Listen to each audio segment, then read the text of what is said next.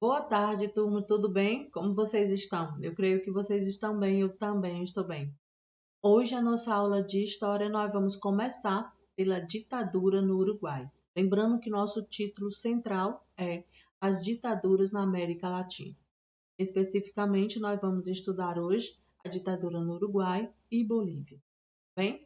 Então, eu quero convidar você a se colocar no lugar silencioso, confortável com o seu material à mão. É muito importante também que você coloque a data da nossa aula, tá certo?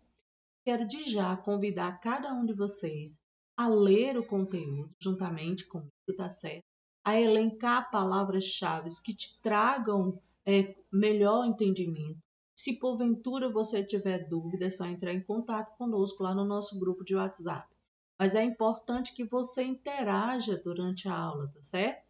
Que você possa elencar palavras, expressões, que você possa circular, sublinhar, certo? Para que você possa construir o conhecimento acerca desses temas que nós estamos estudando, tá bom? Vamos lá, vamos começar. Eu leio daqui e você lê daí.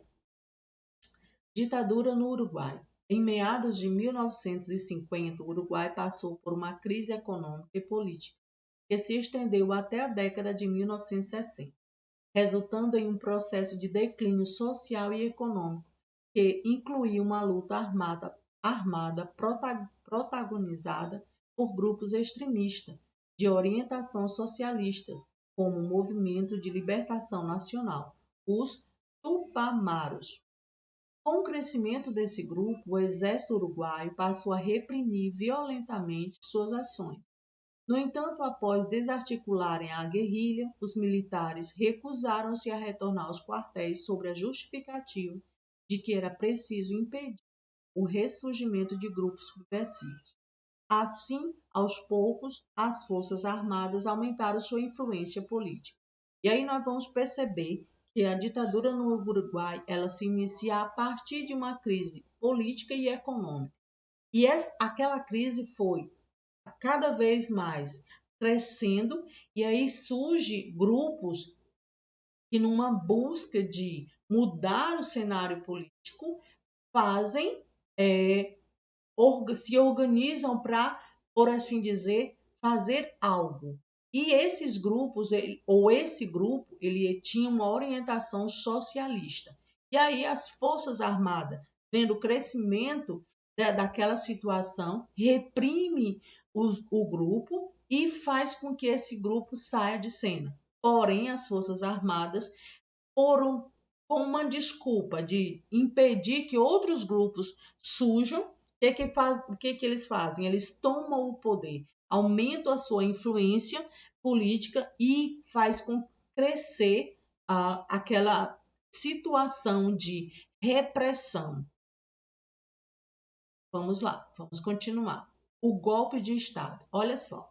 Em 27 de junho de 1973, o presidente do Uruguai, Juan Maria, em um discurso transmitido na rádio e na televisão, declarou o fechamento do Senado e da Câmara dos Deputados, efetivando assim um golpe de Estado, com o apoio das Forças Armadas. Olha só, as Forças Armadas, elas entram em cena a partir do momento de reprimir o grupo de orientação socialista, ela ganha força e ela se fortalece a partir desse ato desse presidente. Aí une presidente e Forças Armadas. Para substituir o parlamento, foi instituído um Conselho de Estado, que anunciou uma reforma constitucional e tornou ilegal a Convenção Nacional dos Trabalhadores, grupo de oposição ao governo que articulara uma greve de 15 dias. Instituída a ditadura em 1975, Juan Maria criou o Conselho da Nação, um órgão executivo formado por militares da Suprema Corte, que não precisavam ser eleitos pelo voto popular. E olha aí, burlando a Constituição. A consolidação da ditadura. Como isso aconteceu? Em 1976, Juan Maria impôs às Forças Armadas novas medidas para que eles permanecessem no governo. A eliminação, e aí eu já convido você a sublinhar, a eliminação da democracia representativa, a dissolução dos partidos políticos e a centralização das decisões governamentais no Conselho da Nação. 3 atos que fazem com que fortalece aquele sistema de governo, onde outros órgãos, outras instituições não iam ter força para ir contra aquele regime. A partir daí, intensificou-se a perseguição aos partidos políticos de esquerda, principalmente ao Partido Comunista, bem como aos sindicatos, às federações, aos movimentos sociais e aos artistas questionadores da ordem, todos perseguidos e criminalizados. Portanto, assim como em outros países, houve repressão e censura a todas as manifestações populares e foram aplicados os métodos consagrados dos regimes ditatoriais: torturas, sequestros, assassinatos, repressão aos estudantes e aos trabalhadores. Ou seja, a ditadura que aconteceu no Uruguai, ela também perpassa pelas mesmas formas de ditadura de outros países da América Latina. Com o passar do tempo, as medidas de Juan Maria desagradaram os militares, que, em uma junta de generais, declararam ter perdido a confiança no presidente e passaram a apoiar o vice-presidente Alberto. Em 12 de junho de 1976, Temer assumiu a presidência, mas foi substituído em 1º de setembro de 1976 por Aparício Mendes. No entanto, judicialmente, nenhum deles foi destituído, o que fez 3 presidentes coexistirem no Uruguai até 1º de maio de 1977. O fim da ditadura. Em 30 de novembro de 1980, foi aplicado um plebiscito com o objetivo de modificar a Constituição e, com isso, legitimar o governo.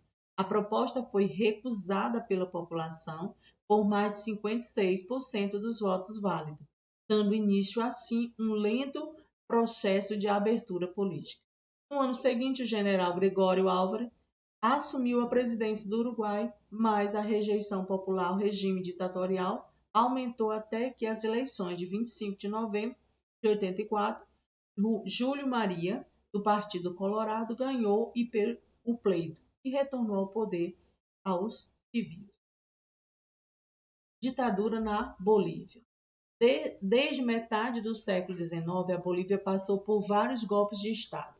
Além da instabilidade política, esses golpes causaram uma imensa desigualdade social, deixando a maior parte da população boliviana na extrema pobreza.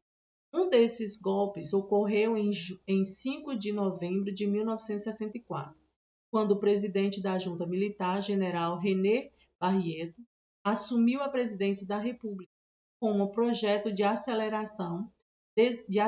desenvolvimento econômico. Ele promoveu uma política de aproximação com os Estados Unidos e conseguiu se eleger legitimamente em 1666. Contudo, em seu governo também empreendeu uma violenta perseguição a vários movimentos sociais organizados, como o dos operários e os mineiros, e instituiu uma nova Constituição, uma das mais rígidas da Bolívia. Guerrilha. No ano de 1966, um grupo de guerrilheiros internacionalistas, comandados por Che Guevara, instalou em Namus, uma região de planícies cercadas por montanha no Charco Boliviano. Denominado Exército da Libertação Nacional da Bolívia, ELN, esse grupo iniciou um projeto de oposição ao regime militar e tinha como objetivo expandi-lo para a Argentina, Chile e Peru, países que também estavam passando por um processo de ditadura. Em fevereiro de 1967, o governo boliviano, ciente da localização e das intenções dos guerrilheiros, iniciou uma violenta operação repressiva, contando com a ajuda dos governos dos Estados Unidos, da Argentina, do Brasil, do Chile e do Paraguai. Durante todo o ano, houve enfrentamento entre o exército boliviano e os guerrilheiros, o que culminou na completa aniquilação do grupo e do assassinato de Che Guevara.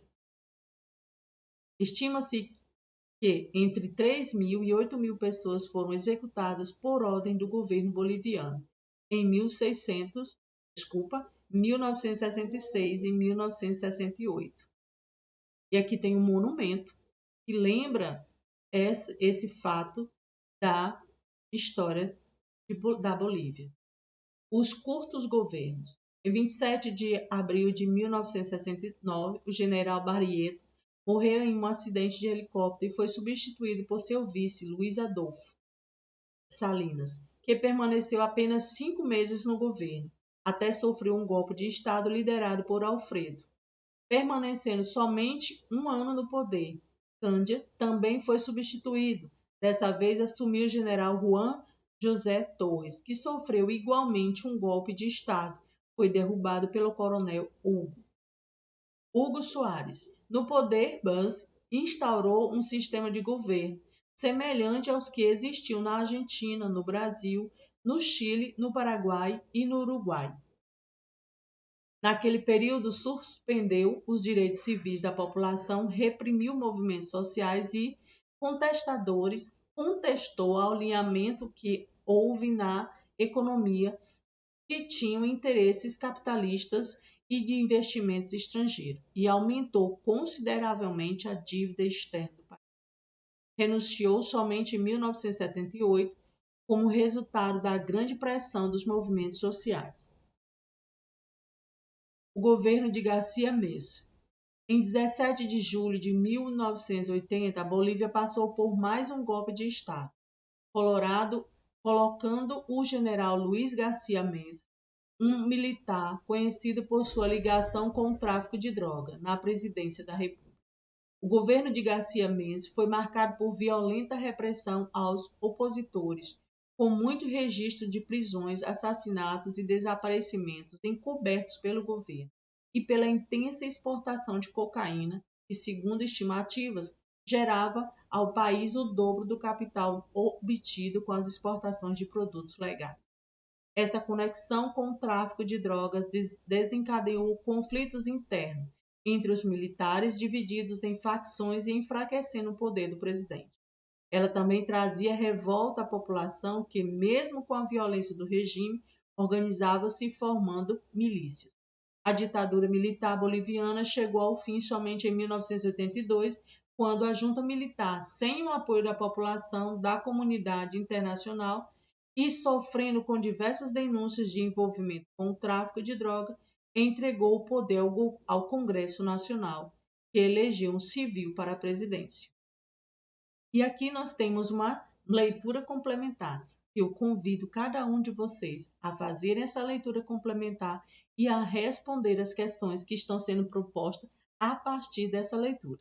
Quero pedir que vocês façam essa atividade dessa leitura desse texto através de áudio, tá certo? E envia no grupo de WhatsApp. Então, meus amores, essa foi a nossa aula de história. Espero que vocês tenham gostado, espero que vocês também possam realizar as atividades que estão sendo propostas em nosso roteiro. Beijos e até a próxima!